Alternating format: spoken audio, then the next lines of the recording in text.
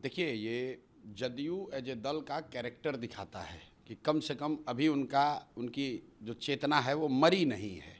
नीतीश कुमार कमज़ोर पड़ गए हैं और हम लोग उस दल में रहे हैं। नीतीश को मैं जानता हूँ, नीतीश कुमार को। अगर इस तरह का आरोप लगा होता, नीतीश कुमार अपने प्राइम में होते तो अब तक उस मिनिस्टर को सैक कर दिया होता। लेकिन दल का डीएनए जो है, कम से कम उसमें इतना उनके आंख में लाज शर्म बचा हुआ है। कल नीरज जी ने जो कहा है कि भाई जिन पर आरोप लगा है ये नीतीश कुमार का दल है, इसमें आरोप लगता है तो लोगों को आकर जवाब देना पड़ता है। तो मैं उस बात का स्वागत करता हूं कि उस दल के मुख्य प्रवक्ता ने दल के नेतृत्व के सहमति से ही कहा होगा कि अशोक चौधरी जी को जवाब देना चाहिए और उनको इधर उधर की बात नहीं करनी चाहिए। किशोर कुणाल जी, ट्रस्ट, भाई इल्ज़ाम आप पर लगा है, सीधी बात है। आपने बेनामी संपत्ति अपने पीए के नाम पर खरीदा, उस संपत्ति को फिर वापस अपने बेटी के नाम पर ट्रांसफ़र किया, उसका पूरा प्रमाण दस्तावेज हमने पब्लिक डोमेन में रखा है। अगर वो गलत है तो आके बता दो गलत है। तो कह रही है कोई आरोप में दम नहीं है। रुक, ठीक है, उनकी तो बात है।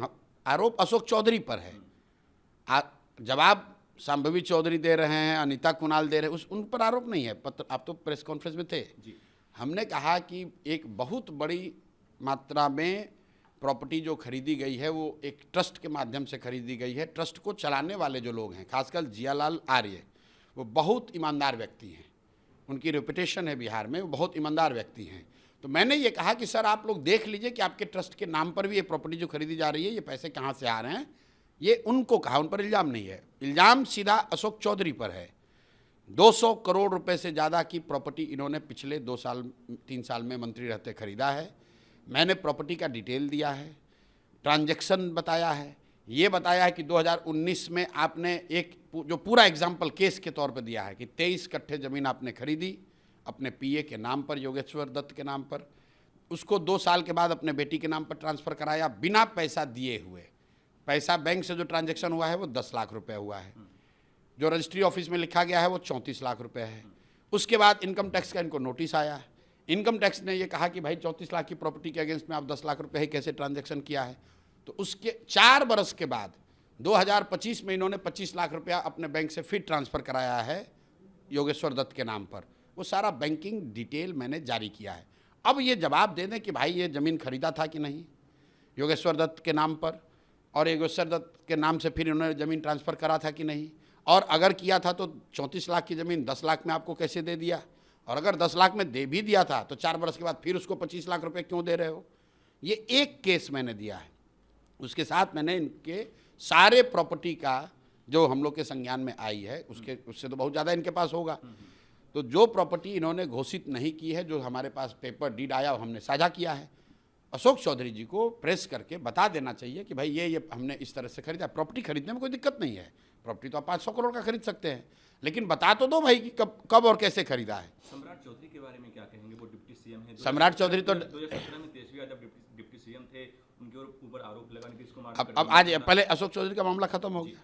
सम्राट चौधरी को सीधी बात हम ये पूछ रहे हैं कि भाई आपने मैट्रिक का एग्ज़ाम कब पास किया, क्योंकि आपका ओरिजिनल नाम है सम्राट कुमार मौर्य, जो कि बिहार विद्यालय परीक्षा समिति ने लिख कर दिया कि सम्राट कुमार मौर्य करके एक विद्यार्थी जिन्होंने एग्ज़ाम दिया, ये एग्ज़ाम फेल हो गए, इनको 234 नंबर आया। ये 1998 में सुप्रीम कोर्ट में हलफनामा दर्ज है। इसी के आधार पर सुप्रीम कोर्ट ने इनको नाबालिग घोषित किया और इनकी मंत्री ये थे, इनको हटाना पड़ा, सर लालू जी को इनको हटाना पड़ा। अब उसके तह में जाइए कि मामला है क्या।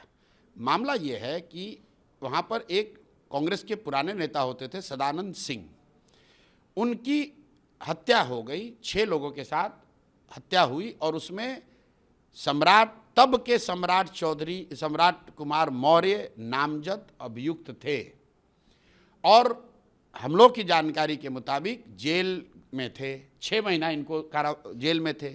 इनको जेल से निकालने के लिए जो डॉक्यूमेंट दिए गए उसमें कहा गया कि ये नाबालिग है, इसलिए इनको छोड़ा गया। जिन लोगों ने इनकी मदद की, या इनके पिताजी या इनके जो भी घर के लोग इन्होंने मदद की होगी, उनको पता नहीं होगा कि ये चीज़ बाहर निकलेगा। यही नाबालिग होने का सर्टिफिकेट देकर जो आप मर्डर के केस से बाहर निकले थे, उसी का इस्तेमाल इनके विपक्षियों ने, इनके विरोधियों ने किया, और इनकी मंत्री परिषद चली गई।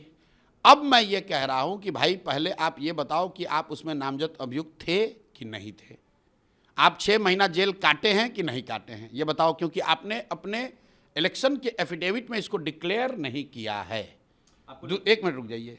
दूसरी बात जो सम्राट चौधरी पर हमने कही कि उन्होंने अपने इलेक्शन एफिडेविट में लिखा है कि उन्होंने ग्रेजुएशन किया है कामराज यूनिवर्सिटी से और उन्होंने डॉक्टरेट किया है यूनिवर्सिटी ऑफ कैलिफोर्निया से।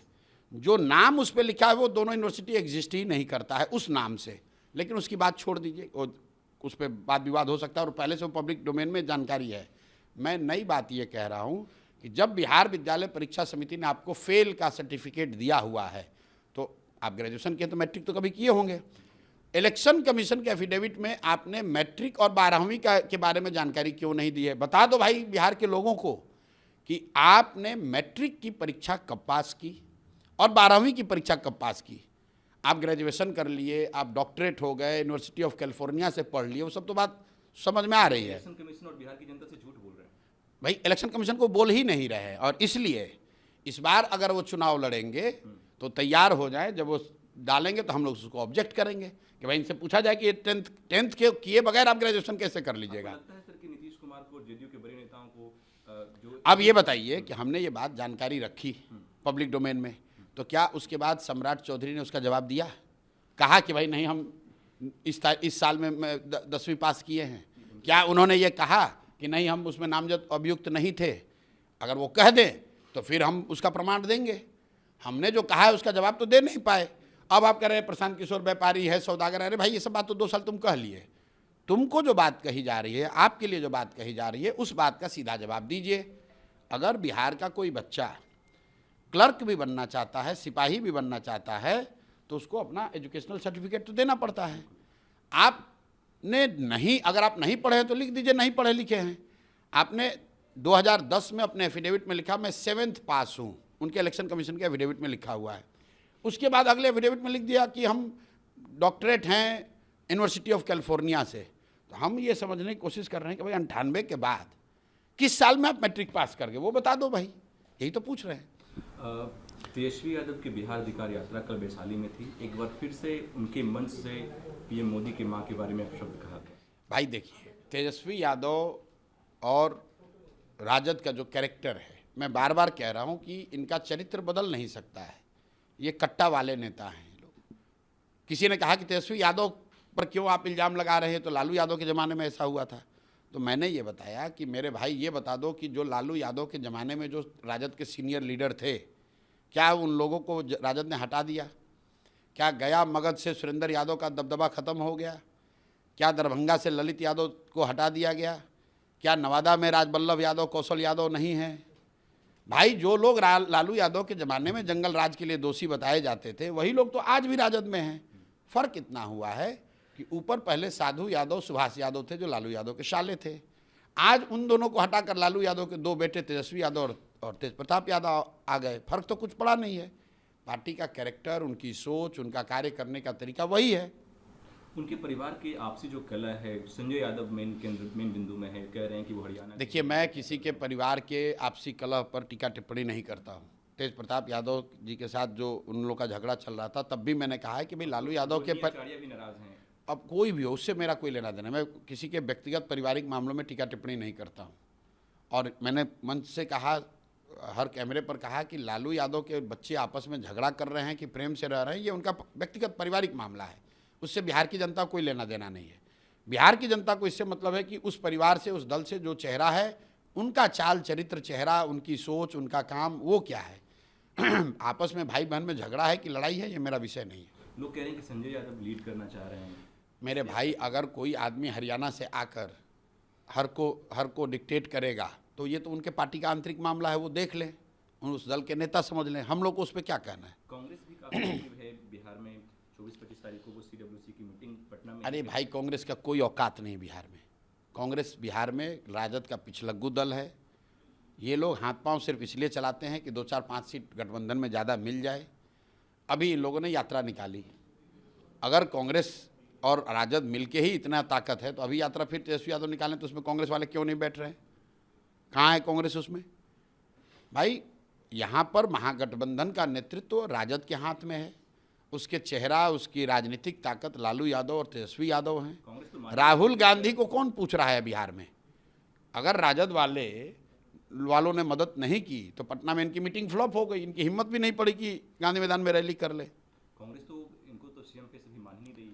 अरे भाई, उनको मानने की क्या जरूरत है यार? ये बिहार में जो थोड़ी बहुत भी राजनीति समझता है, महागठबंधन को अगर कल गलती से भी वोट आ जाए तो लालू जी जाएंगे राहुल गांधी और खड़गे से पूछने। भाई सबको मालूम है कि तेजस्वी यादव बनेंगे। तेजस्वी यादव रोज मंच पे कह रहे हैं कि हम बनेंगे नए सीएम। राहुल कहाँ कह रहे हैं कि राहुल गांधी से हमारी वार्ता चल रही है, कांग्रेस के लोगों से बात चल रही है? तो खुद ही कह रहे हैं कि हम सीएम बनेंगे।